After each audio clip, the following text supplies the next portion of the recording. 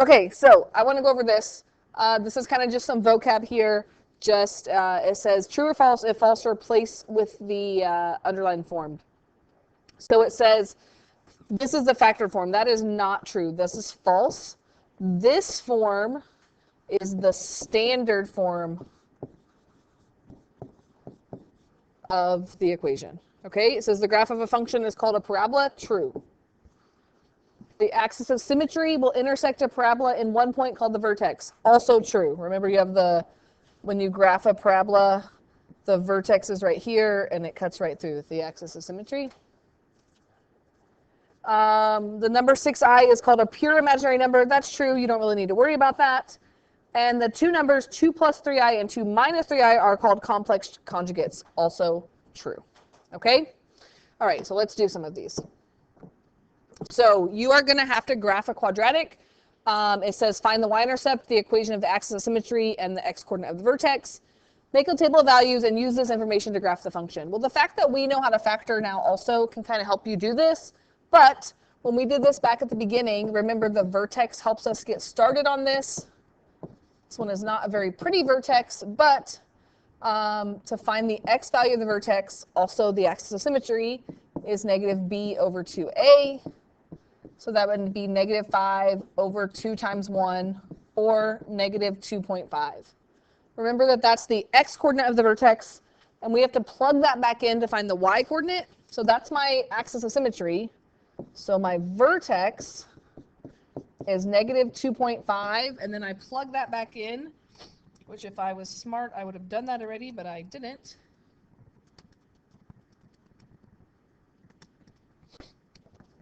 And I get 5.75. Not pretty, okay? But I could make a graph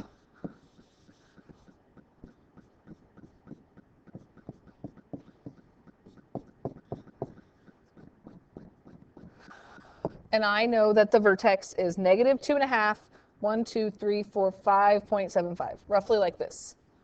I also know that it's opening up because it's positive, and then I could use the 1, 3, 5 rule if I want, like it goes over 1, up 1, right? And I could go from there. You could also think about that this is not factorable. There's nothing that multiplies to give me 12 that adds to give me 5, which makes sense that it doesn't touch the x-axis, right? So that's a rough graph there, okay? The y-intercept is 12, which is kind of off my graph, so I didn't use that. Number 12, same idea. Negative b over 2a. So that would be negative 12 over 2 times negative 3. Oh, this one works out so much nicer to be 2 as my axis of symmetry. So my vertex is 2, and then I plug that back in. And I get 11, 2, 11. Gross. For negative 12 plus 24 minus 1 is 11. So when I graph this one, I'm going to erase, okay, so I can make more room.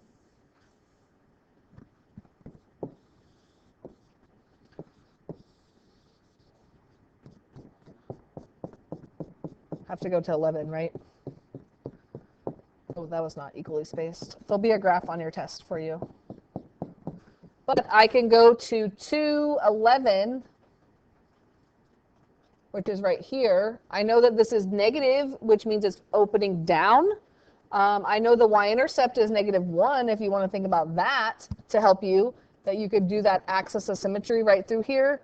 So if it's 2 this way, we know there has to be 2 this way. So you could use that to help you. You could also use the 1, 3, 5 rule, knowing that it's going to go down 3 now. So if I go over 1, it's going to go down 3.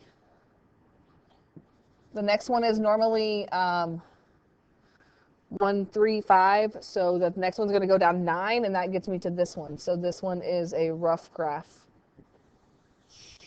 sort of like that. Okay? So being able to graph, find the vertex, you need to be able to do that.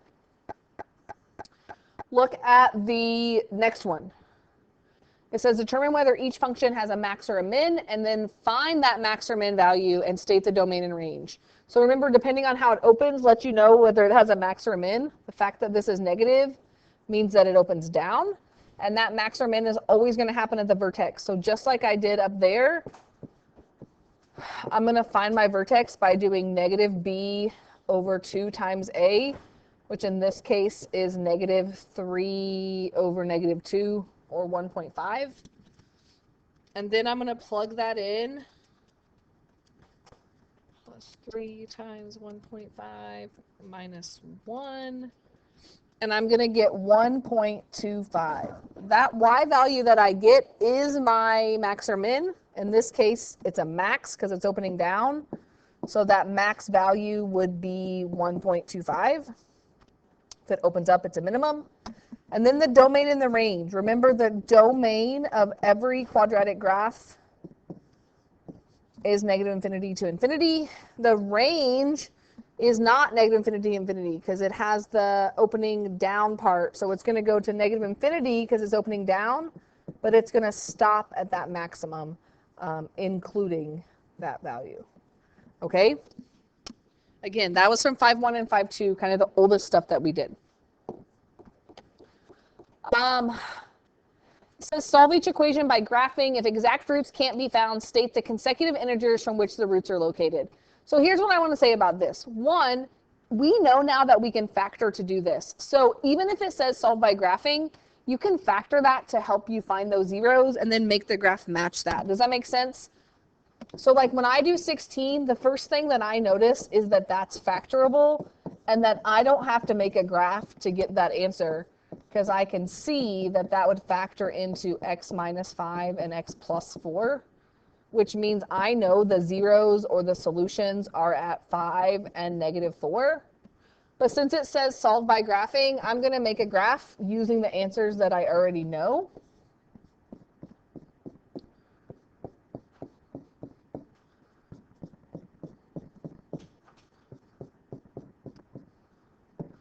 So at 5 and negative 4, I know those are the zeros. What else do I need to know? Well, I need to get a vertex on this. Oh, this is going to be terrible to graph because the vertex, I can already see the y-intercept is negative 20. The vertex is negative b, which is going to be 1 over 2 times 1, which is 1/2. And if I plug 1/2 in there, which is just me typing a lot in my calculator, I get negative 20.25. I promise on the test it won't be that ugly.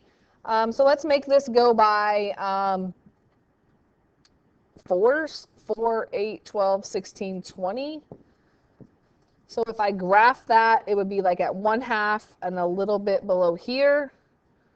So it's going to go something roughly like this. But again, putting everything together that we've done in this chapter, we can see that the zeros can be found with factoring. Okay?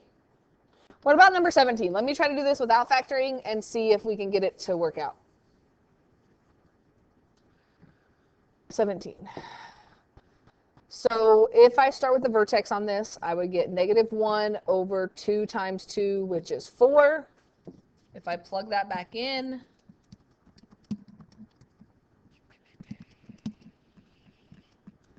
I get negative 3.125, which I think is negative 3 1/8, which is not very pretty. I always check to see if it's factorable. I said I'm not going to do it, but I might change my mind.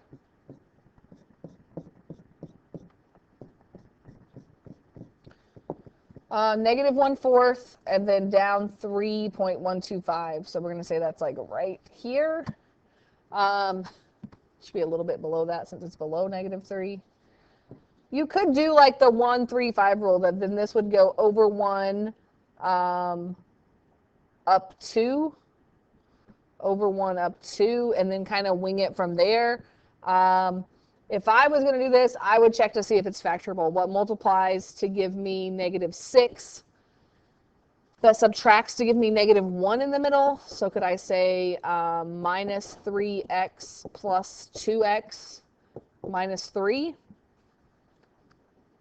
So I could factor out an x and get 2x minus 3 plus, on this one, I would factor out a 1 and get 2x minus 3. So I would get 2x minus 3 times x plus 1. So I would get x equals 3/2 and x equals -1. Right? If you couldn't tell that, like, then you just have to, like, if it's not factorable, we'd have to guess. But I feel like since it's factorable, we could find that exact value at 1.5 and at -1. So it looks sort of roughly like that. Okay? The zeros, the solutions, where it crosses the x-axis. All right, you're definitely going to have a question like this, where I give you the zeros and I ask you to write the equation. So remember on 20, if I say it's x equals 5 and x equals 6, then that's the factors x minus 5 and x minus 6. Y equals, because it's an equation. And then you just distribute it out. X squared minus 6x minus 5x plus 30. So in standard form, that would be x squared minus 11x plus 30. That would have those solutions. If it's a fraction, remember that I want you to write it as integers. So again, we could do x minus 1/6 and x minus 5, but I don't want to have to deal with those fractions. So instead of writing x minus 1/6, remember you can just multiply both sides by 6. So you would get 6x equals 1, or that would be the same as saying the factor 6x minus 1, and then x minus 5. Don't forget your y equals, and when you FOIL that out or distribute that out, I think you get -31 in the middle. So you get 6x squared minus 31x plus 5. It's kind of like doing the opposite of the rainbow method. Oh, not y squared equals. Okay. This one says solve each equation by factoring. Something I want to point out on 26 is we definitely could jump into the rainbow method there. But notice that all of those are divisible by 2. So the first thing that I would do if I was doing this problem is I would divide everything by 2, and then I would get x squared minus x minus 12 equals 0. So if it's all divisible by that number, it makes your number smaller, and now we can just factor that. So we would get 3 and 4, because that multiplies to give me 12, and a minus 4 and a positive 3 gives me -1 in the middle. It does say solve, so you get x equals -3 and x equals positive 4 as my solutions. If it just said factor, if there was no equal sign, you would stop at this point, right? 27 is a rainbow method. 2 times -3 is -6, kind of like the one we just did, but now we're subtracting to get -5. Is that the one we just did? No, we were subtracting to get -1. If I want to get -5, be careful because I have to subtract. So I think that I have to do minus 6x plus 1x, because 2 and 3 would add to give me 5. So that one can be kind of tricky. But if I do factor by grouping, I could take out a 2x and get x plus 3. No, x minus 3. This one, I don't want to do anything, so I'm going to take out a 1. So I get x minus 3 and 2x plus 1. So x equals 3 and x equals -1/2. So you're going to have some factoring questions. And then the last thing we talked about were these imaginary numbers. And day 1, you're definitely going to have some questions like these first here of just simplifying it. And so square root of 8 doesn't work out nicely, but I could break that up as the square root of 4, the square root of -1, and the square root of 2. So take out the I, take out the perfect squares, and then what's left over. So for 30, my answer would be 2I with the square root of 2 left over. 31, if I'm adding, I'm just adding like terms. So 2 plus 13 is 15. -1 plus 4I is 3I. just leave my answer like that. 32, I'm subtracting everything, so be careful. 6 minus 4 is positive 2. 2i minus a negative 3i becomes plus, so I believe that should be 5i. And 33, I'm distributing here, or foiling if you want to call it. 6 times 3 is 18. 6 times negative 2i is negative 12i. 5i times 3 is 15i. And 5 times negative 2i is negative 10i squared. But remember that I squared equals negative 1, so that's really plus 10. So 18 plus 10 is 28. And negative 12i plus 15i is plus 3i as your answer. And then the last thing on your test is going to be to solve some of these equations, getting imaginary solutions. Remember, all of these are going to be using the square root property. So on 35, you can just subtract the 50 over, divide by 2, so you get x squared equals negative 25. And remember, when you take the square root of both sides, you have to put plus or minus, and the square root of negative 25 is 5i. 38, same idea. If you subtract the 16 over, you get negative 16. Divide by 8, and you get negative 2. To get rid of the x squared, we take the square root of both sides, which means we get plus or minus. The square root of 2 doesn't simplify, but I can take out the negative 1 part, the imaginary unit, so I can write I square root of 2. And 39, I get 4x squared equals negative 1.